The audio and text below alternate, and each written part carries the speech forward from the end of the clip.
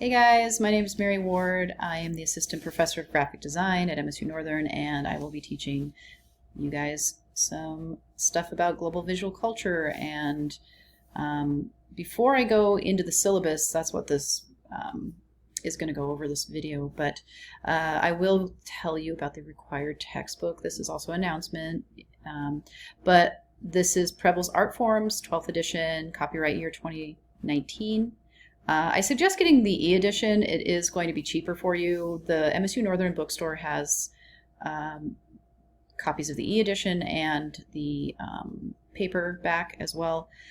But if you need to go on Chegg, Amazon, any of those things, it's going to get to you really quickly. I suggest getting this ordered ASAP since we are going to be starting in about a week. Okay, so let's also another reminder or a little thing I'd like to show you before we start on the syllabus review. But if you click on your name in the upper right hand corner here, you can go to notifications and put your phone number in here, and you can get SMS messages of just the announcements. So these little check boxes here and here on the announcements, the updated and the available announcements. I would say definitely checking those and then pushing save when you are done. I have all of mine checked, but at least the announcements, just so that you get all of the announcements to your phone, because that's really going to help remind you of important due dates and things like that. I don't send anything out late at night, obviously, or early in the morning. It's all just kind of, the earliest is like 9:30 or 10, I think. I try to keep it from being too early for you guys, of course. So let's go over this syllabus. I've downloaded it already. It is in the content area of the course as well. It's right there at the top. You should be able to find it pretty easily. But so this is spring 2024, 3 credit hours.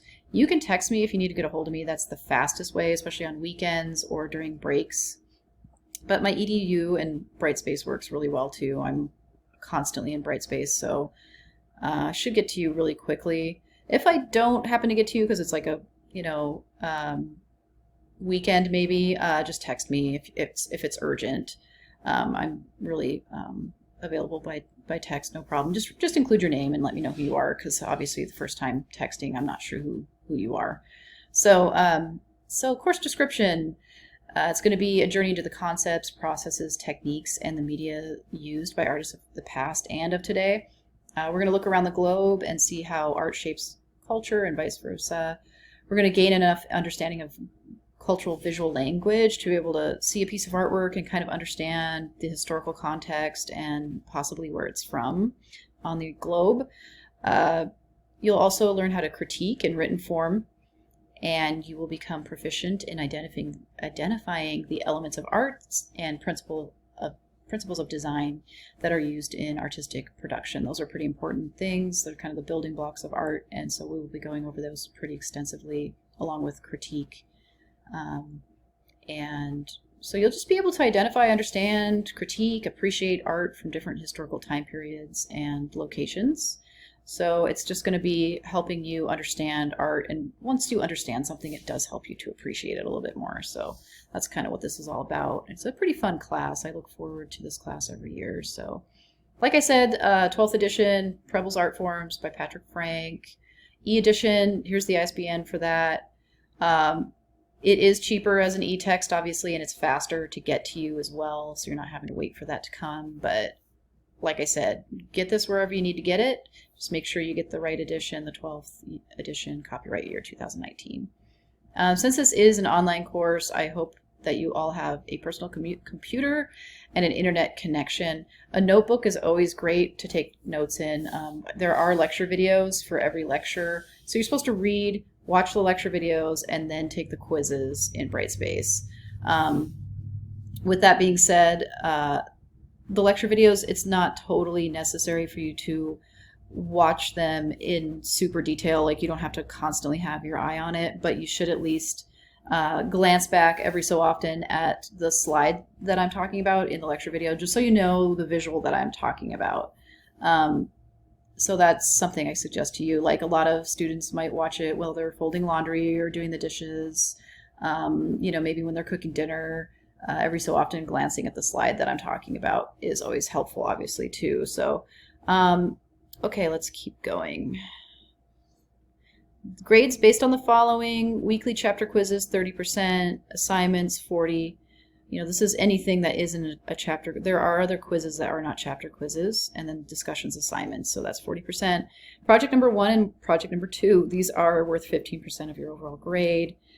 The first one, with project number 1, you have 2 options. You can visit an art gallery or an artist's studio. So if you happen to know an artist, you can visit their studio and make a little project on that. And then project number 2 is the public art project, where you find a piece of public art and write a paper about it. So here's the weekly schedule. I'm not going to go over this in great detail, but I will just, let you take a look at this. It's basically for each week we go through a chapter. We do skip certain chapters. Chapter 2 we're skipping. Other than that, we pretty much go straight through, except we skip chapter 16, 17 and go into chapter 18 in week 15 and finals week. And I split the Arts of Asia into part 1 and part 2 at the end. I think it just helps to only cover half a chapter towards the end, because I know everybody's burnt out by then. I actually go easier at the end of the class and a little bit harder at the beginning. That's just how I do it. But project number 1 is going to be due at the end of week 6, and project number 2 is going to be due at the end of week 10. So yeah, you can take a look at this, read through this a little bit more, with a little bit more detail if you wish, but that's going to be basically what we do there. Letter grades based on the following, pretty standard. A is 94 and above, A minus is 90 to 93.9, and then you can kind of see the rest of this. One thing I like to tell students in college, obviously, is that D's, if this is a requirement for your program, you don't want to get a D, because it doesn't count. You'll have to retake the class. So just so you know, I know some students don't know that, so I always try to remind students of that. You want to get above a D if you really want to have this count towards your degree, especially if this is a required class for either your minor or your degree. So responsibilities: check Brightspace daily, read through the announcements, read through the tasks in the weekly modules found in the content area. Read your chapters every week, take your quizzes, watch your lecture videos. Remember, there are 2 major projects, so don't forget to get those in, because they're worth quite a bit of your grade. Also, try not to fall behind, because once you do, it's just hard to catch up. I've seen students fall behind, and it's just really hard to catch up. So the sooner you can get back on track, obviously, the better. Like I said, reading is really important, because completing those chapter quizzes is 30% of your grade. So take that reading seriously. And like I said earlier, I do provide lecture videos for you to watch, and they will help reinforce that reading, especially for those that have a hard time with reading comprehension. This can really help those to watch the lecture videos.